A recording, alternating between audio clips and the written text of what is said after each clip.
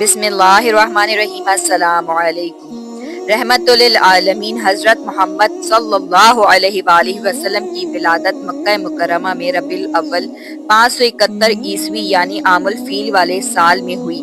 ابن سعد کی روایت ہے کہ حضور کی والدہ نے فرمایا کہ جب حضرت محمد مصطفیٰ صلی اللہ علیہ وآلہ وسلم کی پیدائش ہوئی تو میرے جسم سے ایک نور نکلا جس سے ملک شام کے محلات روشن ہو گئے۔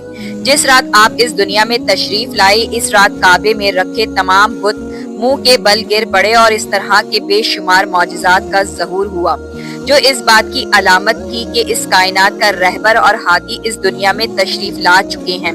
جب حضور کی پیدائش کی خبر آپ کے دادا عبد المطلب کو ہوئی تو آپ تشریف لائے اور پوتے کو گود میں لیا تو آنکھ بھر آئی اور مرحوم بیٹے عبداللہ کی یاد آ گئی۔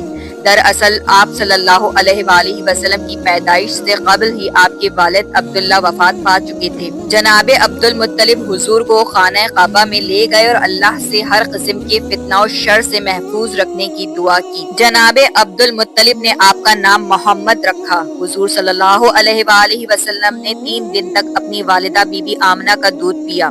عربوں میں رواج تھا کہ پرورش کے لیے شیر خوار بچے کو دیہات بھیج دیا جاتا تھا تاکہ دیہات کے صاف و آب و ہوا اور قدرتی غذا کے ذریعے ان کی اچھی طرح پرورش ہو۔ دراصل اس زمانے میں بنو سعد کی عورتیں مکہ آتی تھیں اور نومولود بچوں کو اپنے ساتھ پرورش کے لیے لے جایا کرتی تھیں۔ لہٰذا جب بنو سعد قریش کے علاقے میں آئے تو عورتوں نے مالدار گھروں سے بچوں کو گود لے لیا تاکہ انہیں زیادہ سے زیادہ مال و دولت اور انعام و اکرام مل سکے۔ لیکن جب ان عورتوں نے بی بی آمنہ کے لال کو دیکھا اور یہ پتا چلا کہ یہ بچہ یتیم ہے تو مال نہ ملنے کی امید سے آپ صلی اللہ علیہ وآلہ وسلم کو کسی نے بھی گود لینے سے انکار کر دیا۔ انہی عورتوں میں دائی حلیمہ بھی تھی جو نہایت ہی غریب خاتون تھی اور ان کی اونٹنی بھی لاغر تھی۔ جب حلیمہ سعدیہ کی نظر حضور اکرم صلی اللہ علیہ وآلہ وسلم پر پڑی تو محبت کا ٹھاٹھے مارتا سمندر ان کے سینے میں معجزن ہو گیا۔ لہٰذا بی بی حلیمہ نے آپ صلی اللہ علیہ وآلہ وسلم کو گود لیا اور اپنے قبیلے کی طرف چل پڑی۔ محمد صلی اللہ علیہ وآلہ وسلم کی گود میں آتے ہی برکتوں کا ظہور شروع ہو گیا۔ بی بی حلیمہ کی اونٹنی جو نہایت کمزور تھی اس کے تھن دودھ سے بھر گئے۔ جب قافلہ کچھ دور پہنچا تو اونٹنی خوشی خوشی قافلے سے آگے آگے چلی جا رہی تھی۔ اس قافلے والوں نے پوچھا، اے حلیمہ کیا یہ تیری ہی اونٹنی ہے یا کوئی اور ہے؟ حلیمہ سعدیہ کے شوہر حارث نے بھی یہ محسوس کر کے اپنی زوجہ سے کہنے لگے کہ حلیمہ یہ تو بہت بابرکت بچہ ہے۔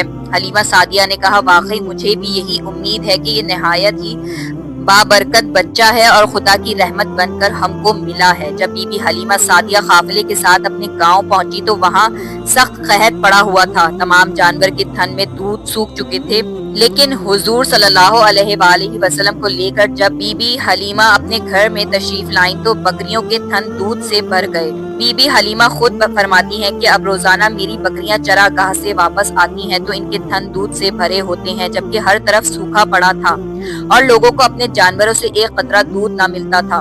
لہٰذا میرے قبیلے والوں نے اپنے چرواہوں سے کہا، تم لوگ بھی اپنے جانوروں کو اسی جگہ چراؤ جہاں حلیمہ کی بکریاں چرتی ہیں، مگر یہاں چراگاہ یا جنگل کا کوئی دخل ہی نہ تھا۔ یہ تو رحمت للعالمین محمد صلی اللہ علیہ وآلہ وسلم کی برکت کا فیض تھا جس کو میں اور میرے شوہر کے سوا میری قوم کا کوئی شخص نہیں سمجھ سکتا تھا۔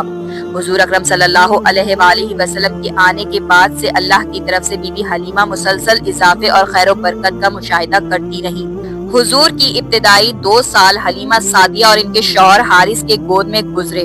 2 سال کا عرصہ گزر جانے کے بعد نبی صلی اللہ علیہ وآلہ وسلم کی نشوونما اور تندرستی کا حال دوسرے بچوں سے اتنا اچھا تھا کہ 2 سال میں ہی آپ خوب اچھے بڑے معلوم ہونے لگے تھے۔ حضور اعلیٰ صفات و خوبیوں کی بنا پر بچپن سے ہی باقی بچوں سے جدا دکھائی دیتے تھے۔ آپ نہایت ہی سنجیدہ مزاج اور غور و فکر کرنے والے ذہن کے مالک تھے۔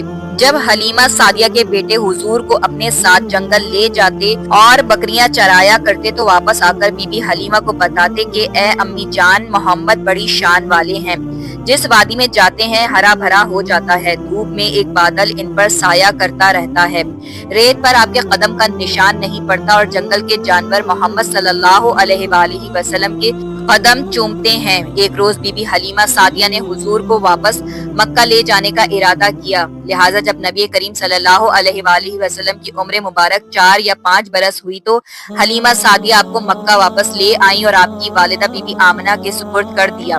یہاں حضرت ام ایمن جو آپ کے والد ماجد کی بانٹی تھی، حضور کی پرورش اور خدمت گزاری میں مصروف رہنے لگی۔ ام ایمن ہی حضور کو کھانا کھلاتی، کپڑے پہناتی، کپڑے دھوتی اور تمام ضروریات کا خیال رکھا کرتی تھیں۔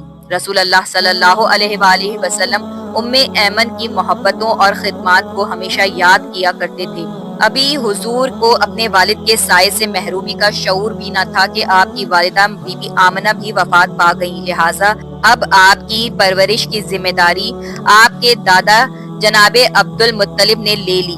جناب عبد المطلب کو اپنے پوتے سے نہایت ہی محبت و الفت تھی۔ عبد المطلب اکثر آپ کو اپنی گود میں بٹھاتے اور فرماتے، اس بچے کا مقام بلند ہے، یہ سید السالار ہوگا۔ پھر آپ صلی اللہ علیہ وآلہ وسلم کو آغوش میں لے کر اپنے پاس بٹھاتے اور محبت سے آپ کو چومتے۔ جب حضور کی عمر مبارک 8 برس کی تھی تو ایک دن اپنے دادا کی چارپائی کے پاس بیٹھ کر زارو خطار رونے لگے، کیونکہ اس یتیم پوتے کے سرپرست اور واحد سہارا عبد المطلب کی بھی وفات ہو گئی۔ جناب عبد المطلب نے موت کے وقت اپنے اس 8 سالہ یتیم پوتے کو اپنے بیٹے ابو طالب کے حوالے کر گئے۔ اللہ کی طرف سے رسول اللہ صلی اللہ علیہ وآلہ وسلم کو یتیم رکھنے کی بہت ساری حکمتیں تھیں، لہٰذا محمد صلی اللہ علیہ وآلہ وسلم کو یتیم رکھ کر اللہ نے آپ کے اندر بے شمار خصوصیات اور کمالات پیدا کر دیے۔ بہرحال اب ابو طالب کی سرپرستی میں حضور کی زندگی کا نیا دور شروع ہوا۔ 8 سال کی عمر میں جبکہ بچے دنیا کی اونچ نیچ سے بے خبر کھیل کود میں مگن ہوتے ہیں، حضور دن بھر بکریوں کی رکھوالی کرتے، جنگل میں انہیں چرانے لے جاتے، دوپہر کے کھانے میں بیر کھا کر پیٹ بھرتے اور گھر کے چھوٹے بڑے کام کر کے اپنے چچا ابو طالب کا ہاتھ بٹاتے۔ اگرچہ جناب ابو طالب نے کبھی بھتیجے اور اپنے بچوں کے درمیان فرق نہ کیا اور دونوں میاں بیوی نے حقیقی بیٹے کی طرح حضور کی پرورش کی۔ حضور 8-9 سال کی عمر میں ہر صبح شہر سے باہر نکل جاتے اور شام تک اکیلے صحرا میں رہتے تھے۔ اکثر اوقات کھلے آسمان اور بادلوں پر نظر جمائے رکھتے اور سورج ڈھلنے سے پہلے مویشیوں کو لے کر واپس آبادی میں لوٹ آتے۔ جناب ابو طالب ایک تاجر تھے، لہٰذا محمد صلی اللہ علیہ وآلہ وسلم کی عمر جب 12 سال کی تھی تو آپ انہیں تجارت کے سلسلے میں اپنے ساتھ ملک شام لے گئے۔ شام کے شہر بصرہ کے نزدیک ان کا قافلہ ٹھہرا۔ روایت ہے کہ جس جگہ ان کے کاروان نے پڑاؤ ڈالا وہاں بحیرہ نامی ایک راہب رہتا تھا۔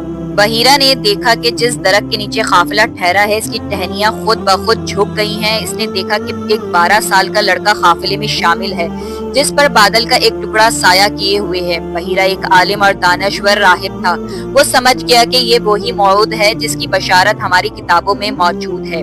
وہ جناب ابو طالب سے ملا اور ان کو نصیحت کی کہ اپنے بھتیجے کی پوری نگرانی کریں، یہ وہی بچہ ہے جس کا ذکر آسمانی کتابوں میں ہے۔ بحیرہ نے ابو طالب سے کہا کہ انہیں یہاں سے واپس مکہ بھیج دو اور شام نہ لے جاؤ، کیونکہ انہیں یہودیوں سے خطرہ ہے۔ لہٰذا جناب ابو طالب نے چند غلاموں سمیت حضور صلی اللہ علیہ وآلہ وسلم کو مکہ واپس بھیج دیا۔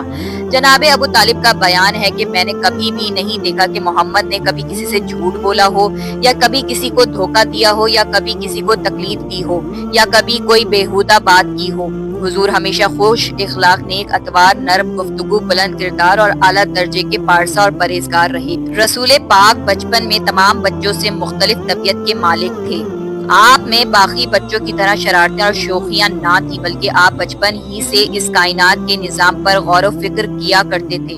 حضور کی جس معاشرے اور سماج میں پرورش ہوئی اور جہاں آپ نے اپنے بچپن اور جوانی کا وقت گزارا، اس میں زناکاری، فحاشی، شراب نوشی، سود، ناچ گانا اور ہر قسم کی برائیاں زوروں پر تھیں۔ ایسے معاشرے میں تمام تر برائیوں سے محفوظ رہنا اور کسی معمولی سے معمولی برے عمل سے اپنی سیرت کو داغدار نہ ہونے دینا، یہ ایک غیر معمولی بات ہے۔